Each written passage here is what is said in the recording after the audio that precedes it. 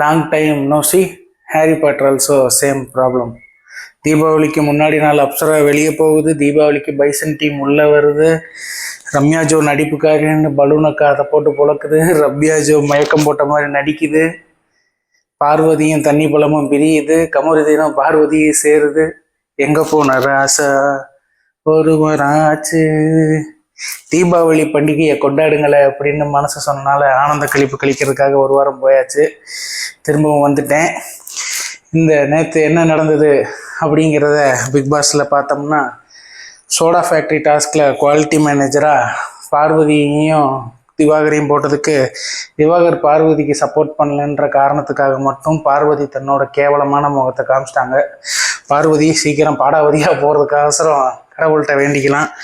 இதில் பார்வதிக்கு வச்சுருந்த சோறை திவாகர் எடுத்து சாப்பிட்டாருன்னு அவரை தப்பாக பேசுது. உனக்கு கொஞ்சம் கூட வெக்கம் இல்லையா, அடுத்தவங்க சோத்தை திங்கிறேன்ட்டு.